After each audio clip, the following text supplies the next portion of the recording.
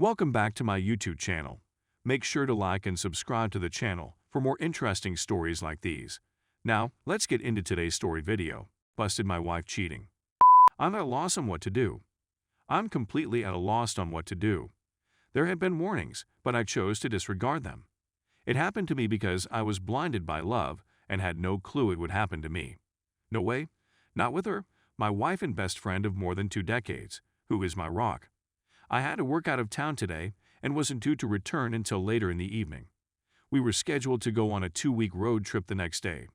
Because things were moving slowly at work, I decided to come home yesterday afternoon. Following a summer filled with visits from family and friends, we were looking forward to some alone time on our holiday. It was strange to see a strange automobile in my driveway when I returned home. My next-door neighbor recently inquired as to how I was enjoying the new automobile, but I believed he was mistaken and ignored the subject entirely.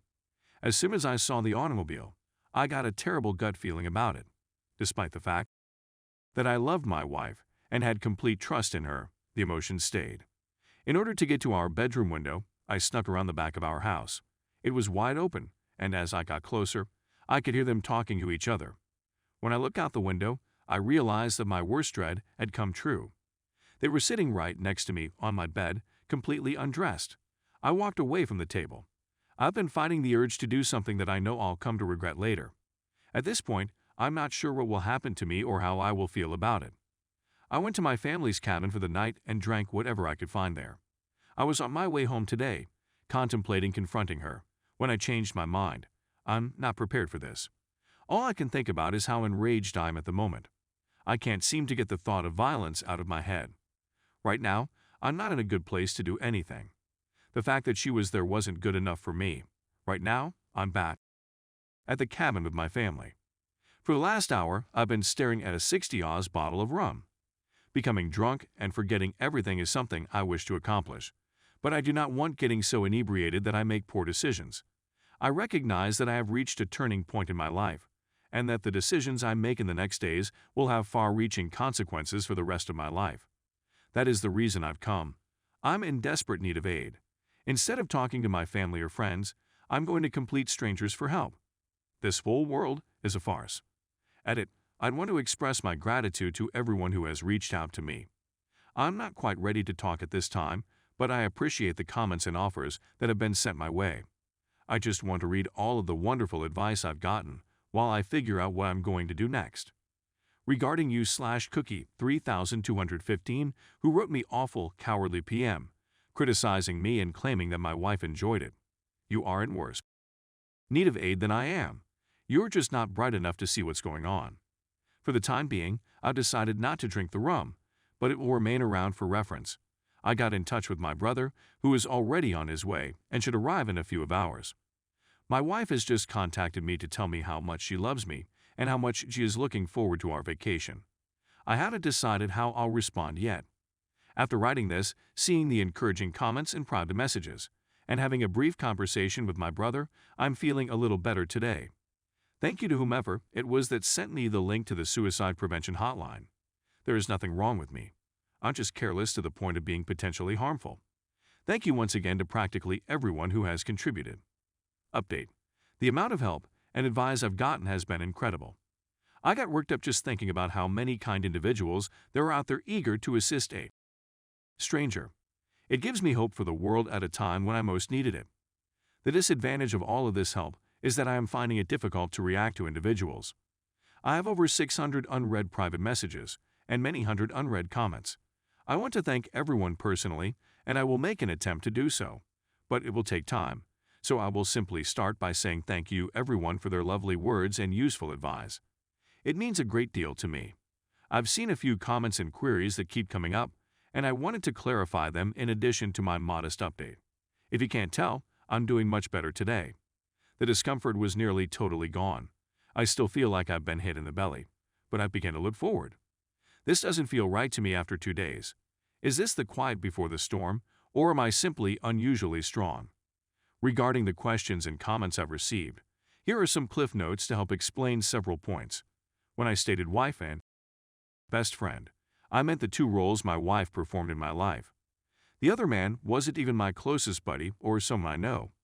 I didn't get a good look at him, but based on a fast scan in his car, I don't think he is someone I know. We don't have any children. We did, however, intend to have them shortly. We just sold our home and were planning to relocate closer to my workplace in September, when the new owners took possession. I'm going to thank my neighbor, but I'm going to do it quietly, just as he did for me. Many folks have asked me about the signals I mentioned overlooking. Here are a couple ideas off the top of my head. Was texting at an unusually late hour. I went out with buddies for drinks after work on a regular basis. This was unusual for her, but I was relieved that she was being sociable.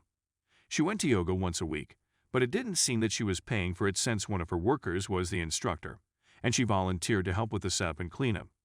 In addition, I thought she was excessively strict for someone who claimed to practice yoga. The phone is answered by an unknown caller who then hangs up. If we are together, we often answer each other's phones. She got a phone call from an unknown caller on many occasions, and each time she answered, the caller would immediately hang up.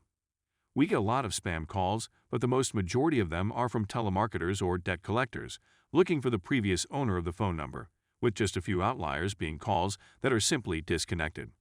The update is still in the process of being completed. When my brother arrived, we engaged in a long discussion. My actual best friend, he has always been there for me without condemnation, and I realized that I needed to remember that and know that he would always be there for me without judgment, just as I would be there for him. Even when we disagree, he actually sets the standard for what it means to be a true friend. Due to the fact that I was supposed to be home last night, I decided to respond to my wife's text message. Due to the fact that we were not authorized to use phones on site, it seemed acceptable that I was just texting her. She is aware of how easy it is for me to smuggle in some messages here and there. She received my response in which I explained that I had been called to one of my company's remote sites and would not be able to reach her until the end of the weekend. I told her that I would be canceling all of the reservations and rescheduling them at a later date. Then she proposed that she may bring her best friend with her to the romantic bed and breakfast on a vineyard that I had planned for her for the weekend. I had a feeling it wasn't going to be the best friend she had led me to think it would be. Delivered that it was a non-refundable payment, she was told that I had already given the money to my brother and his wife, and that they would reimburse me within a month. This morning, I canceled all of the bookings with the exception of the romantic one. My brother is with me. It was a blessing in disguise that the hotel enabled us to move from the honeymoon suite to a room with 2 double beds.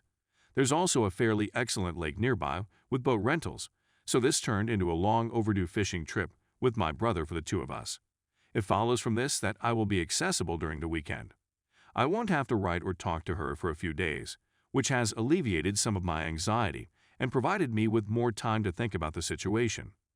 Getting a divorce is something I'm seriously contemplating. It's difficult for me to look at it any other way at this point. My brother is on board with this, but he has asked that I hold off on communicating with anybody for a few weeks until after the election. I'll be able to talk with his wife on Monday, since she has a friend who works as a couples counselor and is accessible. I don't believe it will alter my way of thinking, but it may be able to assist me in sorting out some of this muddle. I'm also taking a lot of the advice on this site and have begun to speak with lawyers about my options, in order to at the very least be prepared for what I feel will be inevitable. I'm concerned about getting things done right. I never imagined her as someone who would try to take advantage of me, but I also didn't expect her as someone who would cheat, so I think I should be prepared for anything at this point. Thank you all once again for your assistance. I want to make the most of my weekend to the best of my ability.